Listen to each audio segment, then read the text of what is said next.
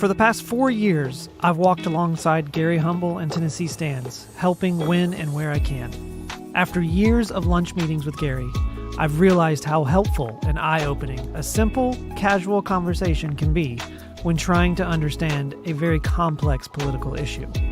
I hope this series has the same effect for you and sheds some light on some of the more important political issues we face today. I'm John Fender, and along with Gary Humble, we welcome you to the conversation.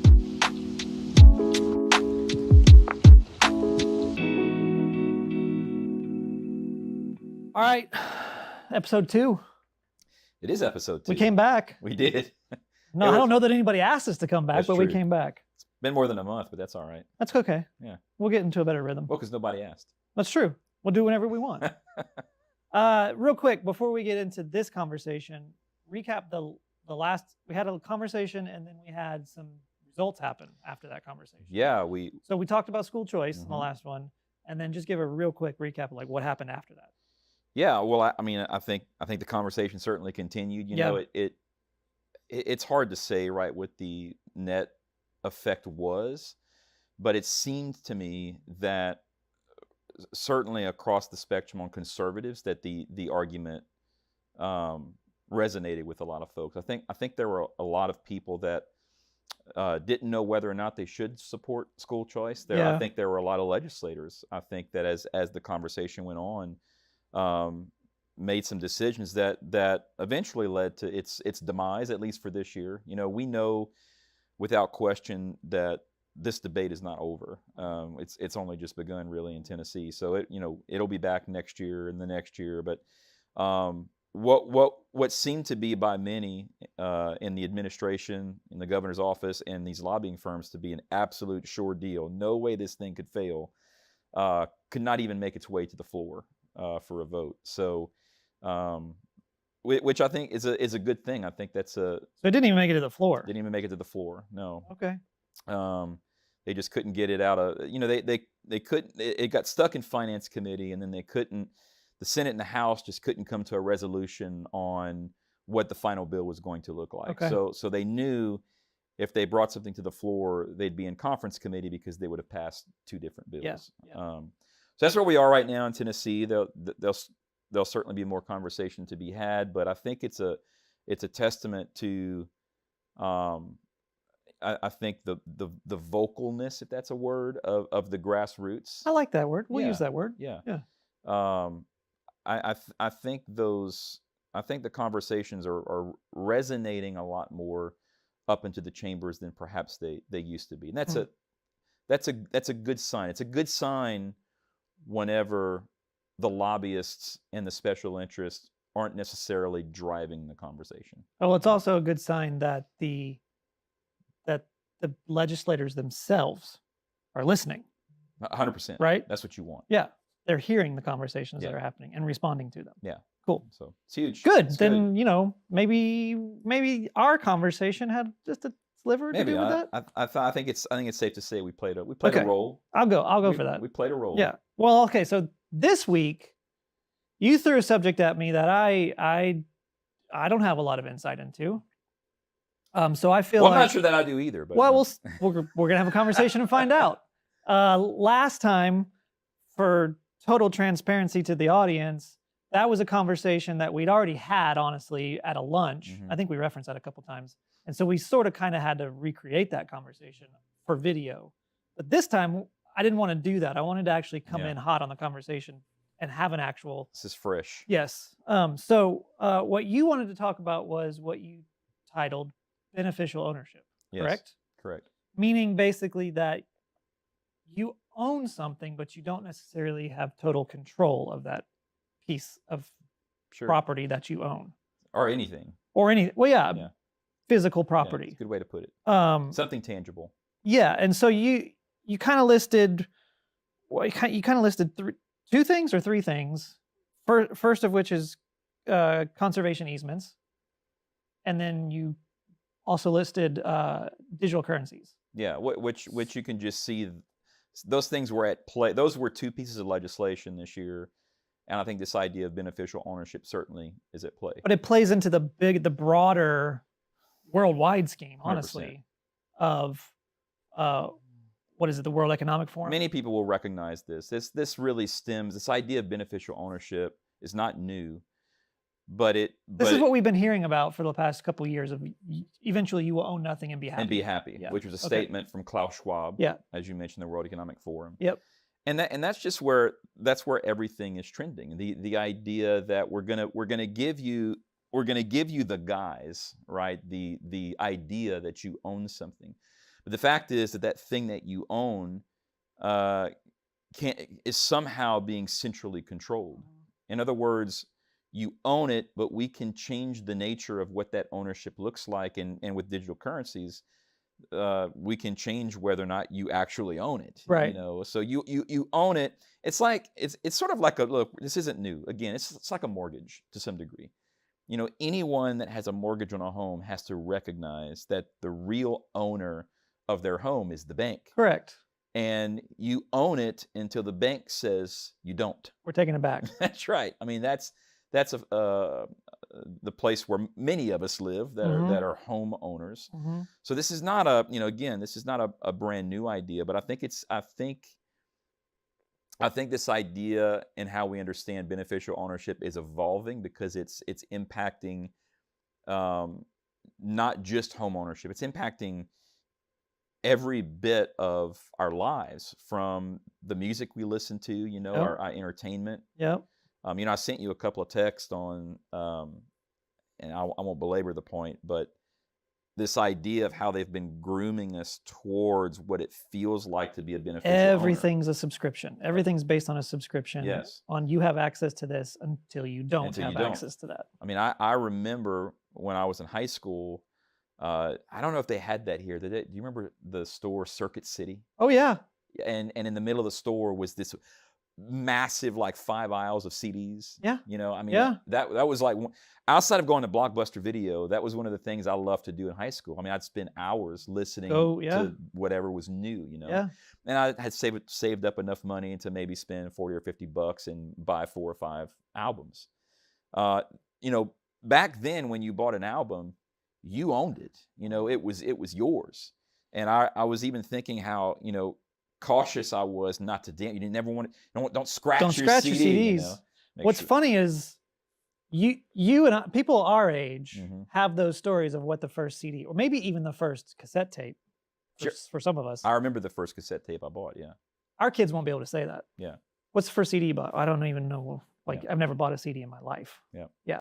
Well, think about folks like you and I can reminisce about what it was like to go buy a CD and tangibly own a piece of music. Yes. And our parents, had albums, which is still a thing, kind of a resurgence, right, of vinyl.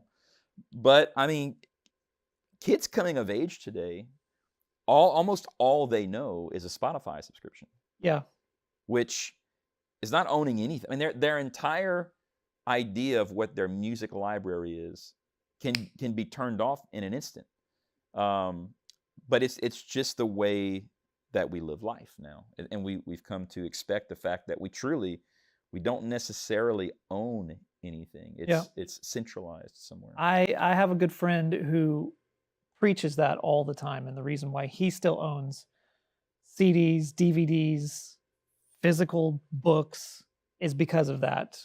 He doesn't want the whole thing to be turned off, and he can't listen to. Think about. I can't tell you how many folks I've recently, within the last couple of weeks, hey, this new book. Oh, but just go get it on Audible. You know? Or I've got, and I'll admit, I have a Kindle. But I mean, think about books, even the things that we're consuming, that we're reading. Page 17 can easily not say what it says now tomorrow. Or be gone. Or just removed completely. Absolutely. So essentially, I think you said this in a text to me, and I liked this phrase. We're exchanging ownership for convenience. We're exchanging ownership. Another way to say that is we're exchanging control for convenience. Yeah. Okay. Because the nature of the fact that we own something means we can control it. Means we can control it from beginning to end. We have absolute control. Yep. And I wanted, before we kind of get into some of the nuances of like these bills and what it means and talk more about control, I sort of we hadn't talked about this. I wanted to set this up from an idea of sovereignty, because I thought I was thinking about this on the way in, because this is really what's at play. The question is, why are we making these moves to subscriptions, to things that can be controlled? What's the point of these control mechanisms? Well, it's all stems from what I believe to be, and some of our listeners can disagree, whatever, but I think most understand that we're facing a new world order. We're facing a global currency. We're facing a globalized government. You look at policies stemming from the UN. You look at the World Health Organization. Listeners or viewers can disagree with that all they want, but it's the quiet part's been said out loud. Yeah, it's happening right now. It's not a secret. Like, this has been talked about. We're facing right now. A lot of people are mistaken. They think this treaty has been signed, but we're facing right now the pending Biden amendments to the World Health Organization treaty. It's called the Pandemic Treaty, which essentially, if signed, is in some ways ceding our national sovereignty in the case of a pandemic to the WHO. Yeah, exactly. Which is crazy to think about in terms of what we just been through. But when you think about, I think this is easy. I want to lay this out because this will help folks think about all the different ways that we are ceding our sovereignty to some degree. In our Western form of government, when we think about a United States government and our Constitution, and also setting aside the fact, having a basis of understanding that ultimately God is sovereign. So let's just put that out there first. God is sovereign, there's no dispute. Okay. That being a fundamental understanding, in terms of our governmental structure, there are three primary sovereigns that law deals with. Our nation, so we have national sovereignty. Then we have state sovereignty. That's the function of federalism. Mm-hmm. And then we have individual sovereignty, our individual liberties, our God-given rights. That ultimately is really the crux of the Constitution. I mean, the Constitution is not only a document that creates a federal government, but it does, which is why there was such a push to get the Bill of Rights in there. The fundamental nature of why that government was created was to preserve individual sovereignty, to preserve those liberties to the people of the United States. So those are the three areas of sovereignty.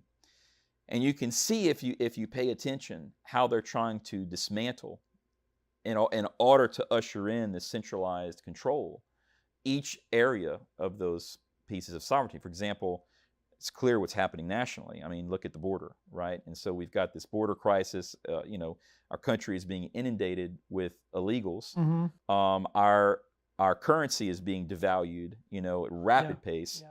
Our debt is through the roof. I mean, we are almost physically insolvent as a nation. So are they attacking these three in a certain order, or is it just kind of all across the board? I think they've been systematically attacking all these things. And I think there have been seasons upon which some have been easier than others. Yeah. But we're seeing them all come to a head now. But those are ways that they've been attacking our national sovereignty. From a state sovereignty perspective, we can see, if you look at decades upon decades of court precedent and these the New Deal, all these things that have come through our past, how the federal government has grown way beyond the boundaries of what was originally intended.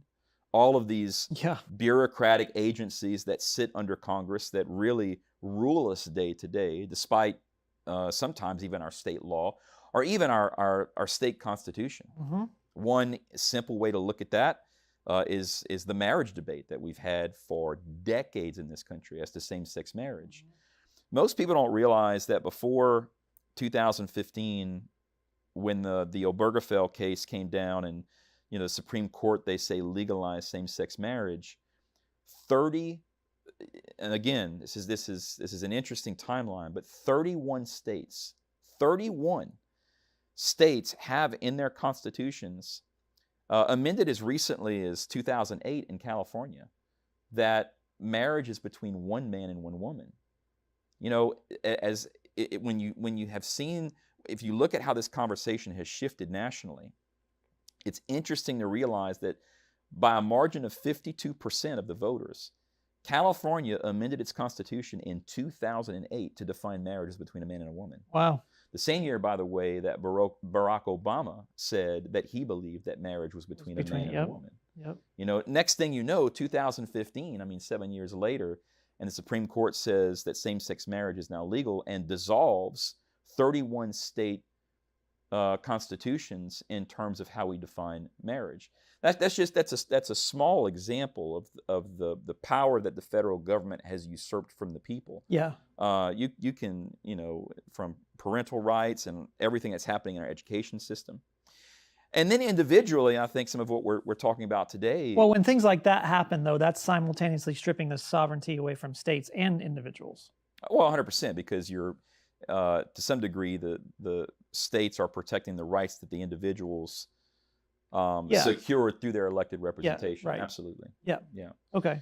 But individual, I'm going, you know, down in scale. Yeah. You know, now we're talking about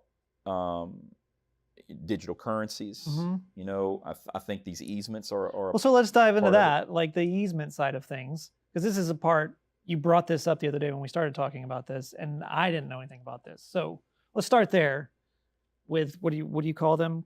Conservation easements. Yeah.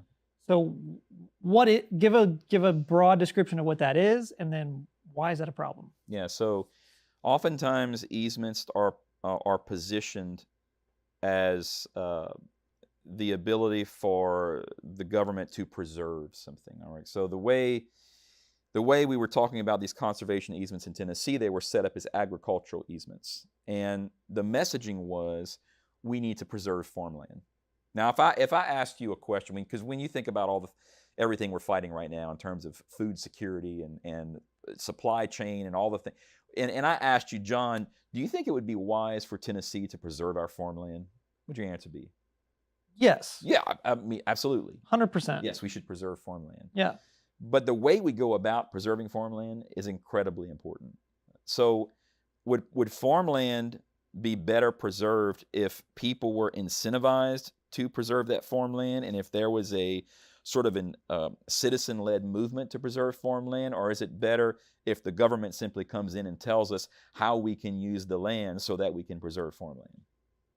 I would want the farmer incentivized to preserve the farmland. But that's not what was happening. So Tennessee was poised to set up now, and albeit in all honesty, because I've been accused of, you know, John, I spread a lot of misinformation. I know. Through Tennessee stands. I mean, you're akin to Nancy Pelosi. Like, that's right. It's pretty close. Yeah. Two of the most radical politicians in Tennessee. Yeah. The issue is that, you know, the message was, well, Gary, what you don't understand is that this is a choice. People are electing to enter into this easement, which is basically an agreement with the government saying, I own this farmland, but I'm going to give, in some cases, in perpetuity. I believe this particular law was drafted as it could be renewed, but it was a minimum of 15 years. But in a lot of other states, these agreements are in perpetuity. And so I'm going to give to the government the ability to control the land. In other words, how this land can be used. And so the government's going to draw boundaries around your property and say, okay, you can only use this land for such and such production of agriculture. So many acres can be, such percentage of acres can be apportioned to this kind of use. Only 5%, you know, can be residential, and all these sorts of different things in an effort to preserve farmland. And the benefit to the landowner is a tax, some sort of tax incentive. So the message is farmers are struggling. You know, farmers are having a really hard time competing in the marketplace, making ends meet because of all the variations in our supply chain. So we want to protect those farmers, and we want to give them this great tax incentive, a tax rebate, whatever you want to call it. And in exchange, they're going to cede control of that land so that the government now has the ability to preserve its use for agriculture into the future.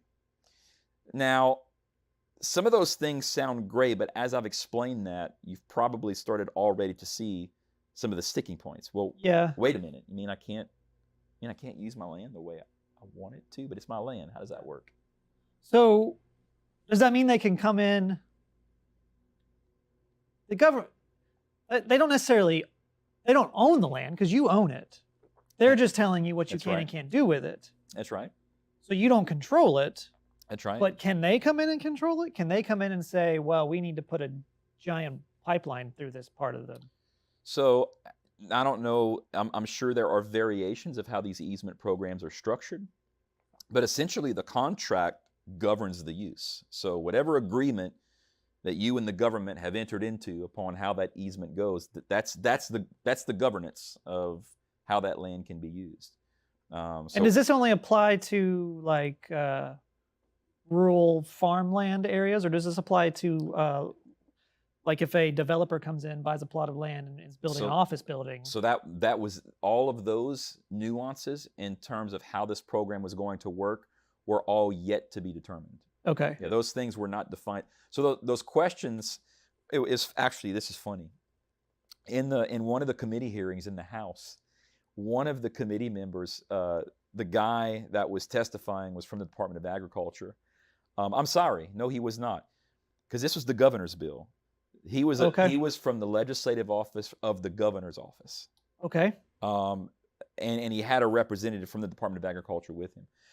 Anyway, since it was the governor's office pushing this bill as a program, the question was asked from the committee. So, does the governor's office have any plans as to return on investment? So we're putting this program in place. What are some metrics that the governor's office would like to see as a success? In other words, how many acres of farmland are we trying to preserve? What are the metrics we're looking for? Guy was dumbfounded. No idea. Well, we haven't discussed that yet. But here we are running a bill in the state of Tennessee. This sounds very familiar to maybe like the homeless situation in California. They've put like billions of dollars into that. And this is the same situation. They were asked a couple months ago, what's been the return on that? Yeah. 0. So, I don't know. Yeah, we don't know. We don't have analytics on that. Yeah, we can't measure it. Well, we put billions of dollars into it. Yeah. So this in the state of Tennessee, as an initial rollout of this program, it was a budget item of $25 million was the initial pot, which goes into some program to incentivize these landowners. And the question was, for that $25 million, how many acres of farmland are we conserving? That's right. No clue. No idea. No idea. This is just a great idea from the governor's office to preserve farmland. But the pushback we gave, John, is understand the fundamental nature of what's happening here. We're getting some sort of tax incentive, and farmers own the land, but they are losing control of the land, which also means that people who might buy that land in the future have to accept that loss of control. So imagine a farmer, and don't even think of these folks as farmers. They're landowners, because who knows? Yeah, they may not be a farmer. Who knows if future landowners will be involved in agriculture? Right. But you've got this land and this business you might want to hand down to your children, members of your family, or donate it to a nonprofit, whatever it is you're going to do to it. Well, these control restraints pass with those property rights. So think about the real value of that property. So how does an easement work? Is it based on a percentage of how much land you own, or how large is an easement? How do they figure out what that? We don't know. Okay. You can look at other state programs and make comparisons, but in what we were engaging here in Tennessee, none of those things are defined. I will tell you this, though, in terms of So they're going to earmark $25 million for something they don't even have figured out. Like, they don't have the details figured out. Well, it's to preserve farmland. Well, yeah, but how? What are you going to do? So this fits in my mind. This fits into a larger scheme. This is a degradation of individual sovereignty. I call it which I don't care how some of these folks try to phrase what they're doing. The bottom line is you are eroding property rights. You are eroding private property rights. When you limit the ability of someone to control the use of their own property, even beyond all of the zoning laws we already deal with, municipality-wise, that is a degradation of individual sovereignty and property rights. We will oppose that at every turn, but this fits into a larger agenda that I've only recently learned about through studying about conservation easements, and that's there's what's called the Biden 30 by 30 agenda. And that it's part of a global climate change UN agenda. And the Biden 30 by 30 agenda sets a goal to preserve or conserve 30% of the United States land and 30% of our oceans for, environmental and agricultural and preservation purposes. And to my knowledge, I believe somewhere around 14 to 15% of the United States is already under some sort of federal conservation control. And so when you think about that, what does Biden want to do? He wants to double that. So that is the 30 by 30 agenda, which I think, what we were entertaining here in Tennessee fits, hand in glove. Yeah. But it's insane when you look at some of this stuff, and these things are pushed by what's believed to be a conservative governor and a conservative legislature. And we had to advocate really hard and do some really different things and have a lot of conversation to kill that bill. It was making its way forward because it was one of the governor's agendas. Yeah. So let's go from there into the second piece of, I guess it was legislation that I think it died with this current session, the digital currency portion. I think I lied. I might even have like less visibility into this one than the conservation easement. Yeah. So what is it and where are we and what do we need to look out for? Yeah. So digital currency. I might need a drink before you dive in. Clearly digital currencies are somewhat of a new phenomenon. I mean, most people have heard about Bitcoin and cryptocurrency and but most people have absolutely zero idea absolutely how it works, what it is, why it even exists. But the benefit and the attraction though to a cryptocurrency has been the fact that it is decentralized. It's not overseen by the central bank. Correct. So that's really the whole point. Yep. We want something that's unregulated to a certain degree, that is decentralized, that really belongs in the hand of the people, so that something to fight against this the corruption and this pending complete taking over of our economic system. What do we do in the case that happens? Well, I think many people would say buy gold and silver, but there's also a digital cryptocurrency aspect to this. Well, what's happening now, in light of the fact, also consider this. Moonshine's going to be a thing too. It was. It was. It might as well be again. I think Tennessee. I think we're primed. We might be all right in that area. Yeah, which is good. I'm glad I'm here. Yeah. I just have to learn how to make moonshine. Well, we can figure that out. I know some guys. So, gosh, John, where was that? Sorry. Where was I going? Digital currency and what people are wondering what's going to happen. So what this bill was introducing was basically changing the regulatory landscape for digital currencies and really bringing digital currencies. I mean, let me restate that. It was really bringing digital currencies into the regulatory space by what's called UCC amendments. And a lot of folks, if they do business and transact, they may have heard of a UCC lien. The Uniform Commercial Code, which really governs contract law from state to state. And a lot of states typically will adopt sort of a blanket UCC code that mimics, because we have 50 states, right? But what UCC tries to do is standardize that contract law across the United States, so that if you're doing business with someone, across the country, the rules sort of are close to the same. Yeah. Well, in the financial world, these were the 2022 UCC amendments. Yeah. And these amendments, this regulatory scheme, really redefined how we think about cryptocurrency. It's not cash or a typical deposit account that we would think about. It redefined them as what's called a controllable electronic record. Okay. Just think about that for a minute. I mean, let that just. That's the name really of bad that. marketing. Yeah, a CER, a controllable electronic record. Yeah.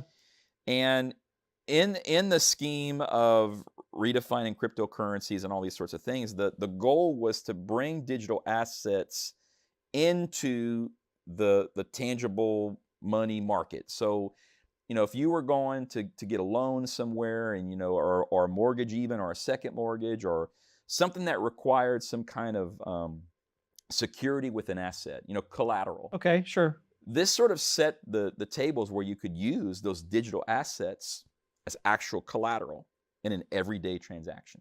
So it's a game changer. I mean, it's really bringing digital currency into the real world. But beyond that, when you read into it, you also understand that it's not. And again, this was Gary spreading this information, which I never said. This bill is not creating a digital currency, Gary. Well, I never said it was creating a digital currency. But it is absolutely setting the regulatory scheme by which you would then be able to govern and administer a central bank digital currency. It was, so we don't have a central bank digital currency, but if we did, here's how we would regulate it. Here's what the playing field looks like. So I would make an argument to the fact that they want to bring it into the real world and you can use it as collateral. But I would say that anybody who's got enough digital currency to use something like that as collateral for like buying a house or whatever it is would probably not want to. I mean, there's a reason why these guys that are collecting this much, name your coin, whatever it is, assets outside of the system. Correct. Yeah. There's a reason why they're doing that. Yeah. They don't want it brought into the system. Yeah. So then the other side to that is you got to ask, if that's the hill that the government has to climb in battling these guys and bringing it into the system, is there a bigger reason why? Well, the centralized currency. Otherwise, for what are you doing this for? Correct. Yeah. No, it's in my mind, it's absolutely to set the tables for the adoption of some future plus digital currency. With the little knowledge I have of digital currencies, like how it's not even feasible to control those. Well, because it's digital. Right. And I don't care what you put in place, anything digital can be manipulated. It is the essential nature of something being digital. Well, and they spin up new coins all the time. Coins can come online at any time and disappear and come, and maybe I'm wrong about that. I don't know. Maybe they can't disappear, but they can come, and you can create a coin at any point. So it's an evolving thing that's way ahead of the government. There's no way they can control all coins. Well, no, until you regulate it. I mean, until you say. But how are you going to do that? Well, you define which coins can exist and which can't. I mean, you may accept I don't know if they're going to accept the Dogecoin, or whatever, but maybe it's just Bitcoin and Ethereum. Maybe it's, they can do anything when you get into the regulatory space. They can modernize. I'm just saying the technology outpaces the control. Sure. Always does. There's no way they can control digital currencies as they are now. But here's the really scary thing. It's not. I don't want to get stuck on cryptocurrency, because the real fear for me for this bill was the table being set for a future central bank digital currency. The most interesting part of this bill. Well, could the argument be made? Sorry, I don't mean to interrupt again, but could the argument be made that they get into the point where they realize they can't control all the different coins, so they just say, well, this will be the only coin then? Well, sure, why not? The one we create, the centralized currency, this will be the only one, because the government can and will do anything that you and I allow them to do. Well, correct. We all know that. I mean, and I think that there is a lot more that they probably want to do than we want to allow them to do. I think that's just the world we live in right now. Yeah. So one of the things about this bill that I found most interesting and alarming is what comes to mind when I throw the phrase out at you, exclusive control. So if I told you fear. well, yes, but if I told you that you have exclusive control over something, what does that mean to you? I get to do whatever the hell I want to with it. Right? Yeah. I mean, from beginning to end. Yeah. You're in control of its destiny. Exactly. Exclusively. No one else can touch it. You decide everything about. Okay. That's what I think when I think about it. So in the monetary world and in ownership, I mean, that is a legally defined term. We think about, part of ownership is, well, if you own something and you have control over something, how much control do you have? Well, I have exclusive control. I'm the owner. I can do anything I want with it. Well, in this regulatory regime that they had set up, in defining what the bill called electronic money, which could be cryptocurrency, which could be central bank digital currency, an electronic money, it worked to define in that electronic world, what did it mean to have, because you now have to define control. So what does it mean to have exclusive control over electronic money? Here's where this gets really fun. Okay. In this regulatory world that they were creating, even if electronic money, and again, this is in the black and white, this is in the definition of exclusive control, even something that can be reprogrammed in its function, even to the extent that a transfer of loss of control occurs, that still fits the definition of exclusive control. Okay, wait, hang on. Break that down real quick. Let me break that down for you. What they're saying is, if you have some amount of electronic money, let's not use the word digital currency right now. But the electronic money does not, let's just break this down real quick. Electronic money does not apply to the number you're looking at in your bank account. Because technically, if you know how banks work, that number I see in my bank account isn't really sitting in the bank. It's just a digital number that shows what I'm responsible for. It should be tied to some sort of tangible fiat But that currency. can't be considered a digital. No. Okay, all right. That's not digital Okay, currency. all right. I'm going to clear that up. Not per this regulatory scheme. Okay, got it. Digital currency is literally electronic money. Okay, so if you have some form of electronic money. Here's what it means. Here's what we acknowledge as exclusive control. So which basically we're building the guise, we're building the facade of control, because we're gonna tell you that you have exclusive control over this money. But just so that you know, even if that electronic money can be reprogrammed out of your control, or even if that electronic money can be reprogrammed in how it's able to be used. In other words, let's just think for a minute here. This week, your electronic money can be used to buy milk and bread, but maybe not next week. In whatever way we decide to reprogram the function of how this electronic money can be used. Okay, so even though all of those things can occur, could happen with electronic money, we're still going to tell you that you have exclusive control. That still means in this new digital world, you exclusively control the money. I mean, think about that. Think about what they're selling you for. I was trying to get that point across to Eric, and I still don't, even though the bill died, we were effective in killing the bill, I'm not sure that everyone really understands what they were reading and what I'm trying to explain. I mean, they are telling you right here in this piece of paper. That's like 50% of the time it's 100% correct. Like it's the same idea. Yeah, same thing. Like you get exclusive control, but we get to do whatever we want to with it. We want you to feel like we don't want to completely change how you feel about money. So we still want you to think that you own it. But just so that you know, when we tell you own it, it also means we can program it out of your control. Yeah. But you still have control, exclusive control. But you still have exclusive control. I mean, this is what was in the bill.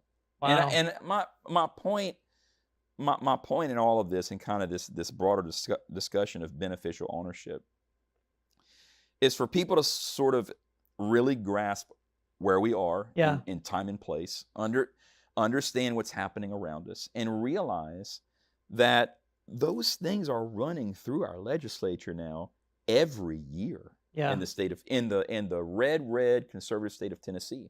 Those are things we have to be diligent to fight off, because they are not going. This isn't, the train is on the tracks, and the only way.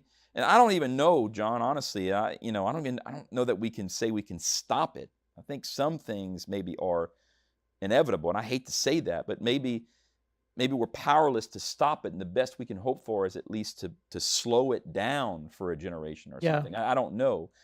But I will tell you, I will do everything in my power, and I know many of us here in Tennessee will. Things that purport to diminish our national sovereignty, to diminish our state sovereignty, to diminish our individual sovereignty, we must oppose at every turn. And they attempt to do these things in really, really sneaky ways. And again, back to the conservation easements, in ways that really sound like they're doing a good thing, like preserving farmland, for the sake of our food supply, except that we're going to remove your ability to control your own private property. Yeah, well, keeping us up to date on legislative sessions, specific pieces of legislation that are coming through, the sneaky little things that try to get stuffed in there, that's Tennessee Stand's job, correct? So what we do. We appreciate you guys being around, and tell people how they can get involved and help. As always, check us out at TennesseeStands.org. Definitely, hit the subscribe button. Yeah. If you feel so inclined, hit the donate button as well. We are funded by grassroots conservatives all across the state. That's why we're able to do the things that we do. And when it comes time that we just adjourned, so we're now out of legislative session, but you can expect typically every year, second week of January, roughly to the end of April, beginning of May, we're in session. And during that period of time, my hope is that Tennesseans are paying attention to the advocacy emails that we're putting out and taking an opportunity to contact your legislator, whether that's email, phone call. Because you guys give everybody the tools they need to do all that. Absolutely. On the website right there. You can go as deep as you want. You can just click and hit send. Yep. We've pre-drafted, something for you to send to your legislators. You can rewrite it, edit it. We give you the tools. This is not about us trying to get a point across. This is about educating Tennesseans so that you as a citizen now can advocate on your own behalf with your elected representatives. Mm-hmm. That's the mission. Yeah. And I believe that at the end of the day, that's the only way we have any hope of actually winning. No organization's gonna win and fix the day. But the more people that we can get engaged at the ground level, understanding on their own what's at stake and how to take action, that's how we can make a change. Yeah. Well, kudos to you guys, and thank you for what you do. And thank you for the conversation. Well, till next time. Yeah. Cheers. Cheers. You left me hanging. I'm sorry. Try that again. One more time. I was like, cheers. I don't know, maybe we just didn't like that. Try it again. Yeah. Cheers. Yeah, cheers. Oh.